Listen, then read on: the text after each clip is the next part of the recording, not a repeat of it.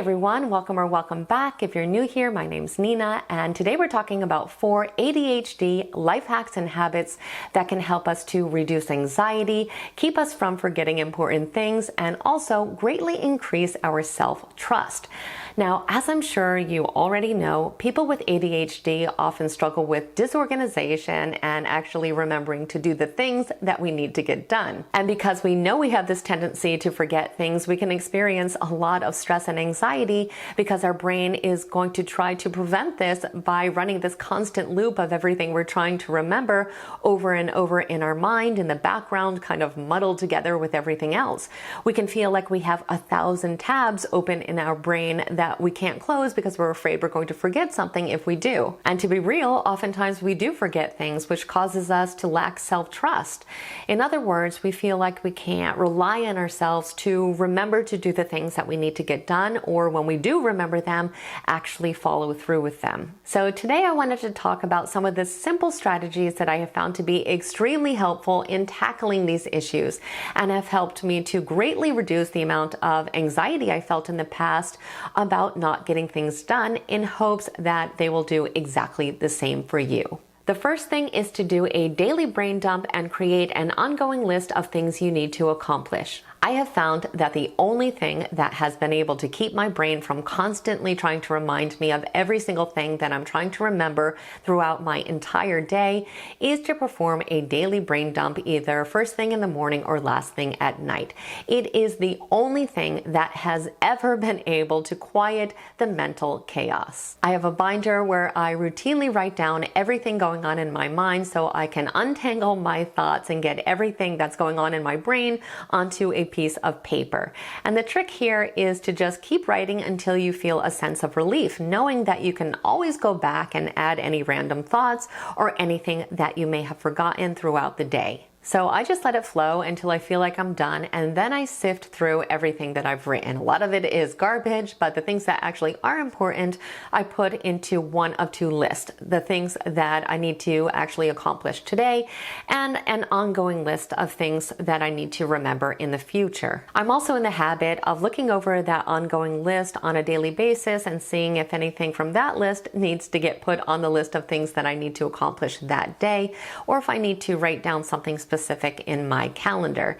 And this really has changed my entire life, because before I did that, I would spend my entire day just trying to remember these mental lists and failing miserably and then feeling terrible about myself. It's something easy we can do to declutter our mind and to help our brain stop working so hard at keeping this reminder loop going that makes it impossible for us to focus on anything. When we have this simple practice, not only can we focus a lot more easily, but it also tends to greatly improve our mental health. The second thing we can do is to create rituals and checklists. Now, people with ADHD like novelty and variety, but they can also, unfortunately, forget to do important things when they are not part of a specific ritual or routine. If there are things that we know we need to remember on a daily basis, having a ritual, routine, checklist, or reminder system can help ensure that we don't forget anything, even for things that we don't think we should need a reminder for. So, for example, things that we need to bring when we leave the house, such as our phone, our keys, our wallet, our paperwork,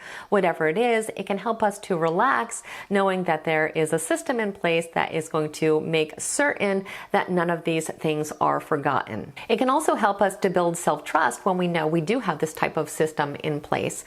A lot of times we can be pretty good about remembering most of the things that we need to do when our schedule is normal, but sometimes when we have visitors or a change in schedule or something is different about that day, we don't have the same mental cues because we do get pulled out of our ritual. So having this little system that kind of double checks to make sure that we have done even the obvious things can help us again to relax and make sure that everything actually got done. And something else that I do in addition to the checklist is to have labeled alarms on my phone to alert me whenever I have to do something time sensitive. So again, I don't have that gnawing feeling in the back of my mind like I am forgetting anything. I know that not only is it on the checklist, but I also have an alarm set for it. In addition to that, I also have checklists for things that I don't do on a daily basis, things that I do every so often just to make my life life a little easier. So for example, I don't travel all the time, but when I do travel, I have a checklist in place of all the things that I know I need to bring every single time, and I just modify it for the specific occasion.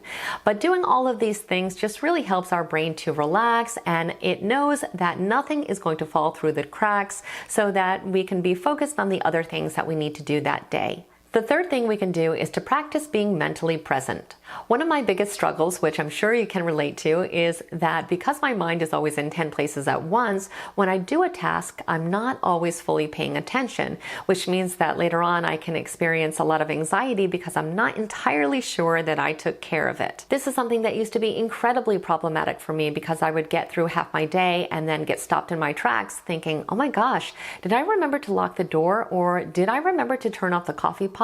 And I would experience so much anxiety because since I really wasn't paying attention when I was doing these things, I couldn't be 100% sure. And finally, I learned if I was ever going to combat this and alleviate this type of anxiety, I was going to have to learn to be entirely mentally present when I was doing tasks, especially when it's things where I'm going to be incredibly concerned if I'm not certain if they actually got done. And something that many people do to help with this is to actually say things out loud. Say to yourself, I am putting my rent check in the mailbox, or it is Thursday morning and I'm turning off the curling iron.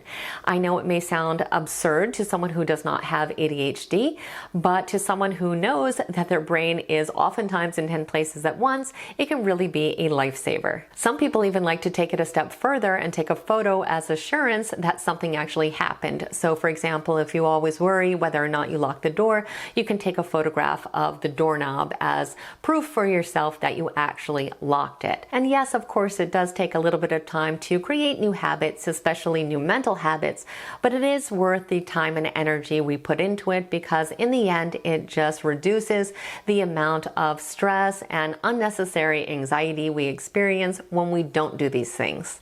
And number 4 is to figure out what it will realistically take for you to actually complete tasks. In other words, stop trying to force yourself to do things the conventional way and figure out what you will need to actually be able to do something, and then design a system of self-support. In a previous video about ADHD, I shared my journey in learning how to play guitar and how trying to learn by the conventional methods of learning scales and notes and doing things very systematically was not working for me at all. I was completely bored, I was frustrated, and I really wanted to give up the instrument even though I absolutely loved it. It was only when I decided to do things my way and to honor my own systems and my own brain, which wanted me to jump into the fun part and to learn songs and to do things that kept me inspired, that I really started to flourish as a musician, and then later went back and learned all those things that I initially thought were boring. So it's just an example of really understanding ourselves and knowing that sometimes the choice is between doing things our way or really not doing things at all. And of course, we can apply this to absolutely anything in our life, but keeping on with this one example, I also realized that when I was sitting down to play, I was wasting a lot of time because I really didn't have a game plan. I could very often not even remember what I practiced last time, and I didn't really know what I wanted to practice at this moment. I was not good at figuring that out on the spot, and so I realized that I had to create an entire system for myself. So for me, that meant ahead of time printing out songs that I wanted to learn and making checklists of all the things that I wanted to review every single time and the things that I wanted to get to the next time I practiced. So I had no excuses. I had no obstacles in the way. I knew exactly what I was going to do, and I could get right into the flow of things. And that is a system that I still use today. And that is exactly what we want to think about. We want to set ourselves up for success, because we have to realize that so many of us really struggle with frustration intolerance. So we don't want to put up all these boundaries. We want to think of systems that really remove these boundaries so that we can actually accomplish whatever it is that we want to accomplish. It doesn't matter if other people do not need this type of support. If we need it, we need to be able to provide it for ourselves. And there is absolutely no shame in that, because most importantly, we are actually accomplishing our goals. So those are the 4 methods that I have personally found to be the most helpful in my own life. They have definitely changed everything for me, and I truly hope they do the same for you. So please let me know in the comments if these are things that you have tried or things that you plan to try in the future, or anything else that you have personally found to be helpful. I would love to hear your thoughts. As always, I truly hope you found today's video to be helpful. If you did, please like it, share it, and definitely become a subscriber if you aren't one already. I would absolutely love it if you stayed connected. I want to thank you so much for spending time with me today, and I hope the rest of your day is extraordinary.